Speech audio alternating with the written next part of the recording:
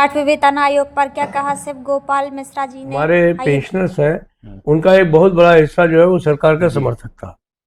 इस स्टेप से वो जो समर्थन है वो कहीं पर लिखता हुआ नजर आ रहा है। वो लोग सरकार के पक्ष में नजर नहीं आ रहे हैं, वो लोग सरकार के खिलाफ बात करना आरंभ कर दिए हैं। ये सरकार की कभी भी हमारे जो है वो पेंशन को बंद कर सकती है। लेकिन हम लड़ाई तो लड़ेंगे इस सवाल पर, क्योंकि जब सरकार ने घोषणा कर दिया वो उनको उसी तारीख से ही देने पड़ेंगे। सरकार ने फाइनेंशियल बिल के जरिए एक बहुत बड़ा प्रशिक्षण जो है वो खड़ा करने का काम किया। उसको आप देखने लगोगे बुढ़े मरते ही नहीं है, इनको पेंशन कितने दिन देंगे, ये पेंशन तो हमारे पर बोझ बन रही है।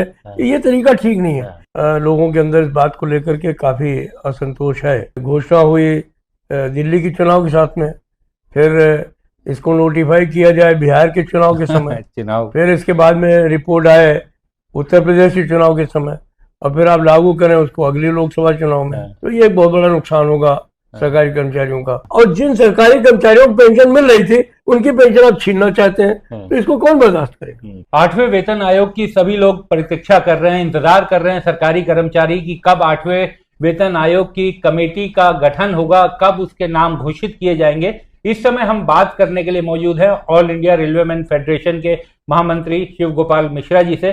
शिव गोपाल मिश्रा जी से इसलिए भी बात करना जरूरी था क्योंकि देश भर के तमाम श्रमिक संगठनों के साथ वो जुड़े हुए हैं और तमाम जो सरकारी कर्मचारी हैं उनके बयानों का इंतजार भी करते हैं। सर, सबसे पहले बहुत बहुत शुक्रिया दासोतन से बात करने के लिए।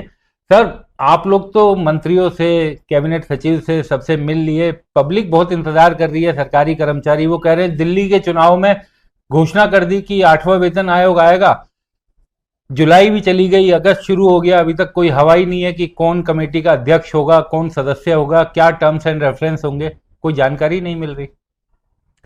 आपकी बात सही है। ये सवाल को लेकर के केंद्र सरकार के कर्मचारियों में काफ़ी उत्साह हुआ था, और जहाँ लोग ये सोचते थे कि ये सरकार जो है वो बैठाएगी नहीं पे कमीशन को, उसने दिल्ली चुनाव से पहले उसकी घोषणा की। हम लोगों ने भी कहा था कि अगर तैयारी नहीं होगी, ये हम लोगों के सामने जो है वो इसका खुलासा नहीं किया जाएगा पे कमीशन का, तो हम लोग भी फरवरी में आंदोलन करेंगे। तो जब सरकार ने इसकी घोषणा की थी तो लोगों को काफ़ी जो है वो खुशी हुई थी, लेकिन अब इतना विलम्ब हो रहा है तो उससे लोगों के मन में ये भी हो रहा है कि कहा तो है कि 1 जनवरी 2026 से हम पे कमीशन की लागू करेंगे, और अब समय बचा नहीं है।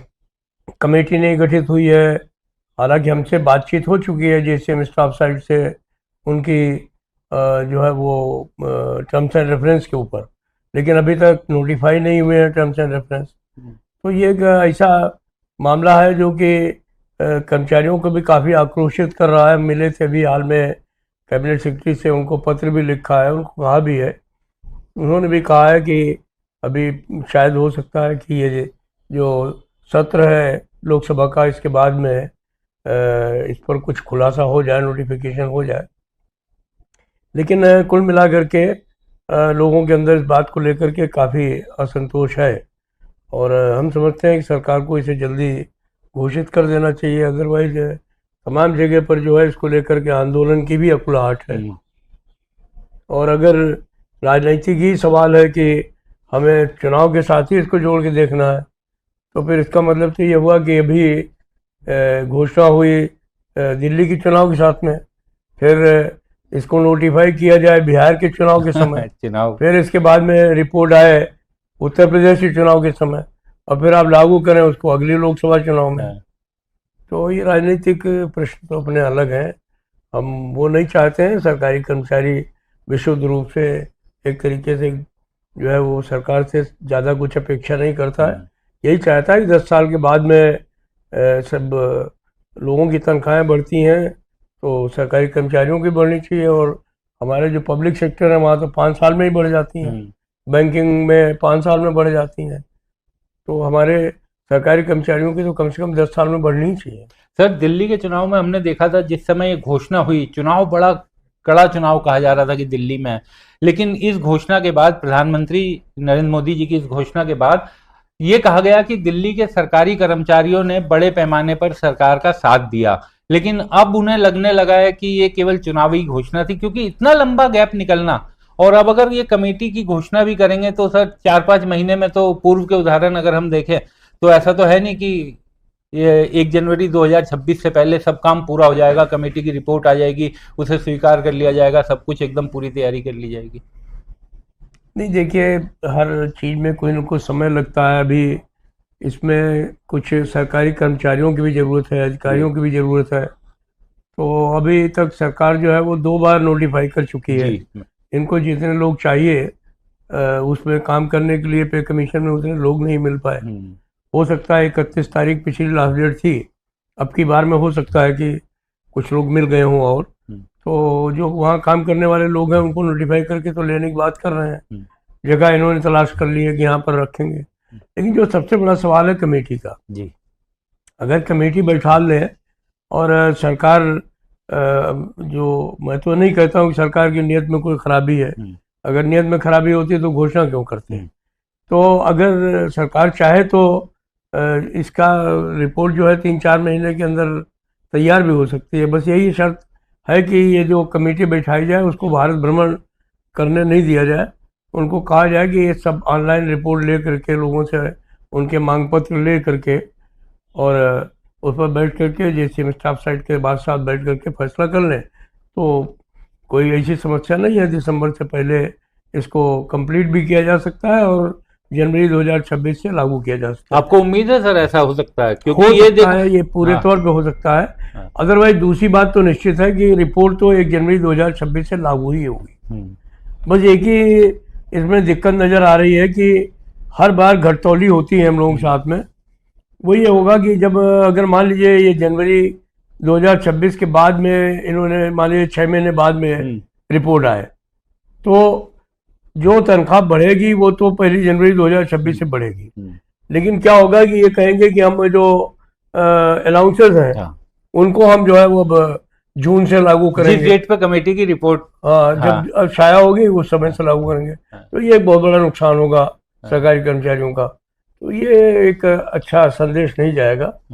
सरकारी कर्मचारी पूरे तौर पर विशुद्ध रूप से सरकारी कार्य में अपना समय लगाते हैं और सरकार के विकास के एजेंडे को बहुत हद तक पूरा करने का भी काम कर रहे हैं। रेलवे जैसा संस्थान 400-500 लोग हर वर्ष अपनी जान दे करके भारतीय रेल चलाने का काम कर रहे हैं। तो ऐसी स्थिति में अगर उनको समय पर चीज़ें नहीं मिले तो वो सबको बहुत जो है वो कष्टकारी होगा। सर, जब जनवरी में घोषणा हुई तो ये सबको, आपने जो अलाउंसेस की बात की, उन सबके मन में ये था कि 1 साल में सब काम पूरा होकर के हमें अलाउंस के साथ अपनी सैलरी बढ़ी हुई मिलेगी। लेकिन अब वो जो आप कह रहे हैं नियत में खोट नहीं है, लेकिन ये संशय तो दिमाग में आने लगा है ना सर कि अगर अगले साल 5-6 महीने, 8 महीने, 10 महीने भी लग गए तो उन 8-10 महीने के अलाउंसेस का नुकसान तो हो सकता है। ये अंदेशा तो आने लगा है अब लोगों में। नहीं, वो बड़ नेचुरल है, चूँकि एक आध दफ़े पहले भी जो है वो ऐसा हो चुका है। जब पिछली सरकारें रही हैं तो उन सरकारों के समय में भी ऐसा हुआ है कि जब पे कमीशन में विलम्ब हुआ तो पे कमीशन में विलम्ब होने के साथ उन्होंने जो है वो हमारी जो ये जो अलाउंसेस थे उनको मतलब एक बार तो पे कमीशन के साथ में ऐसा हुआ कि 1 साल तक के अलाउंसेस उन्होंने गायब कर दिए। काफ़ी लड़ाई भी लड़ी हम लोगों ने, लेकिन उन्होंने कहा कि जब से अलाउंसेस आए हैं, चूँकि आप ऑलरेडी अलाउंसेस ले चुके हैं, तो अब उन अलाउंसेस को हम कैलकुलेट कराएंगे तो उनके ऊपर ज़्यादा खर्चा आएगा, ये होगा वो होगा। लेकिन हम लड़ाई तो लड़ेंगे इस सवाल पर, क्योंकि जब सरकार ने घोषणा कर दिया कि हम 1 जनवरी 2026 से पे कमीशन को लागू करेंगे, तो निश्चित तौर पर जो है वो वेतन आयोग के जो अलाउंसेस हैं वो उनको उसी तारीख से ही देने पड़ेंगे। सर, एक सवाल मैं जानना चाहता हूँ, पेंशनर्स के मन में बड़े आजकल सवाल उठते हैं। पेंशनर्स, अभी पिछले दिनों उन्होंने जंतर मंतर पे ह्यूमन चेन भी बनाई, आप भी उनके बीच गए थे और आपको देख करके भी उन लोगों ने बहुत सवाल उठाए। तो पेंशनर्स के मन के सवाल सरकार दूर क्यों नहीं कर पा रही, और क्यों उनके मन में सर इतना बड़ा भय है कि अब वो 70-80 साल की उम्र में आकर जंतर मंतर पे अपने आंदोलन को करने के लिए मजबूर हो रहे हैं? देखिए, बात यह है कि सरकार ने फाइनेंशियल बिल के जरिए एक बहुत बड़ा प्रश्न चिन्ह जो है वो खड़ा करने का काम किया, और इससे देश के तमाम जो है वो सिर्फ केंद्र सरकार के ही कर्मचारी नहीं, शिक्षक ही नहीं, इससे देश के तमाम जो है वो राज्य सरकार के कर्मचारियों के ऊपर भी, उनके मन में भी संशय हुआ कि ये सरकार किस समय कभी भी हमारे जो है वो पेंशन को बंद कर सकती है। और कुछ बातें बताई भी ऐसी गई, जैसे ये फाइनेंशियल बिल आया तो उसके बारे में ये कहा गया कि फाइनेंशियल बिल में जो सरकार को पावर मिल गई है कि अब वो पावर जो है वो चाहे तो जो 2000 या जो 8वां वेतन आयोग है उसमें पे कमीशन जो है वो पेंशनर्स के बारे में कोई विचार ही नहीं करेगी। हालांकि बाद में उसका क्लैरिफिकेशन किया वित्त मंत्री ने राज्यसभा में, और पंकज चौधरी जी ने चिट्ठी भी लिख करके देने का काम किया। फिर हमने भी पेंशन सेक्रेटरी से बात की, उन्होंने इमीडिएटली एक वर्चुअल मीटिंग की जिसमें कि नेशनल काउंसिल JCM के जो है लोग भी थे, स्टैंडिंग कमेटी के लोग भी थे, और तमाम जो हमारे पेंशनर ऑर्गेनाइजेशन है उनको भी लेकर के किया, और ये क्लैरिफाई करने का काम किया कि नहीं, हम 8वें वेतन आयोग में कोई भी चेंज करने नहीं जा रहे हैं। हम जैसे 7वें वेतन आयोग में उसको किए थे वैसे अब की बार भी करेंगे। हमने कैबिनेट सेक्रेटरी को चिट्ठी लिखी, कैबिनेट सेक्रेटरी ने भी हमको यही जवाब दिया कि नहीं, कोई भी परिवर्तन नहीं होगा। सवाल इस बात का है कि कोई परिवर्तन नहीं होगा तो आपको इसकी जरूरत क्या पड़ गई थी? तो उसके लिए उन्होंने कहा कि चूंकि S30 ग्रुप के लोग जो हैं, लेवल के लोग जो हैं, वो कोर्ट में गए थे और कोर्ट ने कुछ ऐसे आदेश कर दिए जिसमें उन्होंने कहा कि आपको समानता के आधार पर इनको जो है वो 2006 से एरियर्स देने पड़ेंगे, और उन्होंने कहा सरकार की माली हालत ऐसी नहीं है कि वो अगर उनको देंगे S30 वालों को तो सभी को देना पड़ेगा, तो इसलिए हम लोग उसको नहीं देना चाहते। और उन्होंने कहा कि जो 2006 में एक विसंगति पैदा की थी वेतन आयोग ने पेंशनर्स के बारे में, उसको 2007 में ठीक भी कर दिया गया, तो इसलिए अब वो कोई प्रश्न नहीं है। सिंपली कि सरकार ने कोर्ट के सामने इस काम को करने के लिए जो है वो कोई कंटेम्प्ट ना हो जाए, सरकार की पोजीशन वहाँ एम्बेरसिंग ना हो, तो इसलिए वो पावर लेने की बात की है। हालांकि मेरी समझ से वो भी गलत है। अभी तमाम लोग जो है वो कोर्ट में जा रहे हैं सवाल को लेकर कि आप जो है वो S30 वाले पहले कोर्ट में गए हैं, हमारे NCCPA वाले अब कोर्ट में जा रहे हैं कि आप को ये करने की आवश्यकता नहीं थी, आप नहीं दे सकते थे, आप बोल देते हम नहीं दे सकते हैं। और फिर सरकार तो ऑल पावरफुल है। अभी पे कमीशन की रिपोर्ट आएगी, पे कमीशन की रिपोर्ट सरकार के सामने जाएगी, जब तक कैबिनेट उसको अप्रूवल नहीं दे देगी तब तक वो लागू नहीं होगी। तो आप देना चाहते देते, नहीं देना चाहते ना देते, अपना एक्सप्लेनेशन बताते, लेकिन मेरी नहीं समझ में ये कोई आवश्यकता इस बात की थी नहीं। और इस बात को लेकर के तमाम देश के पेंशनर्स में जो है वो एक गलत संदेश गया है। जो लोग सरकार को जो है वो ये सोचते थे कि हमारे हित संरक्षक है, वो सोचने लगे हैं कि सरकार हमारे हितों के बारे में नहीं सोचती, हमारे खिलाफ सोचती है, तो ये उचित नहीं है। सर, पेंशनर जो है वो उसका जो बड़ा चंक है, या ये कहें कि मैक्सिमम पेंशनर जो हैं वो इस सरकार के समर्थक हैं, ये उनके वोटिंग पैटर्न से पता चलता है। लेकिन अब वो ये कह रहे हैं कि इस पेंशन बिल के जरिए सरकार हम लोगों में ही फूट डालना चाहती है, हम लोगों को बांटना चाहती है ताकि उनकी ताकत कम की जा सके।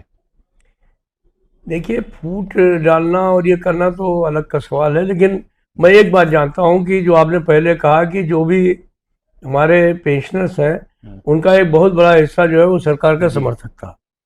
इस स्टेप से वो जो समर्थन है वो कहीं पर लिखता हुआ नजर आ रहा है। वो लोग सरकार के पक्ष में नजर नहीं आ रहे हैं, वो लोग सरकार के खिलाफ बात करना आरंभ कर दिए हैं, और बल्कि वो कोर्ट कचहरी की बात करना शुरू कर दिए हैं, सड़क पर आकर के आंदोलन करने की बात शुरू कर दी है। अभी ह्यूमन चेन बनाई उन्होंने पिछली 24 तारीख को, हमारे यही नहीं बनाई, सारे देश भर में बनाई, और जंतर मंतर पर भी उन्होंने इसको बनाया, हम लोगों ने भी उनको समर्थन दिया है। तो सरकार को अगर कोई, हमने तो कहा भी पेंशन सेक्रेटरी से कि अगर आपको कोई आशंका थी, पैसे का सवाल था, तो आप बैठ करके बात करते, हम लोग कोई रास्ता निकालते। आप ये सारे अपने आंकड़े रख देते, हम लोग अपने आंकड़े रख देते, लेकिन असमानता की बात करना गलत है।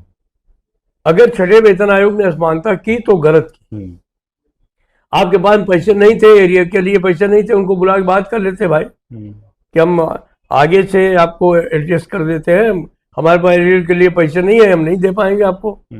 वो खुद ही आपके सामने कोई ना कुछ रास्ता निकाल देते हैं। हम लोगों से बात करते हैं, हम ही लोग रास्ता निकाल देते हैं। बिल्कुल, बहुत जगह आर्बिट्रेशन वगैरह होते हैं, जब सरकार कहती है कि हमारे पास पैसे नहीं है तो हम लोग कहते हैं अच्छा एरियर छोड़ दो, बाकी लागू कर दो। हाँ, तो उससे चीजें सुधर जाती हैं। लेकिन रास्ता और बातचीत से ही निकलता है। हाँ। कई बार ऐसा हुआ कि डीए दे दिया, कहने लगे कि भाई ऐसा करो कि अभी इसको कुछ टुकड़ों में ले लीजिए आप, या इसको इसको 6 महीने तक या 3 महीने तक इसको आप अपने खाते में जमा करवा देते हैं आपके। तो हम लोग रास्ता निकाल दिया ना उसका।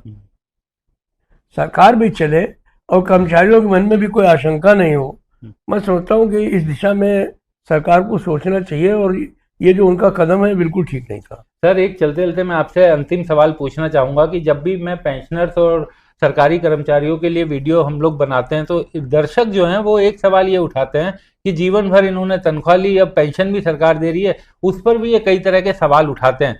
तो पेंशन जो है वो अधिकार है, कोई सरकार की सहानुभूति नहीं, ये कैसे समझाया जाए सर लोगों को?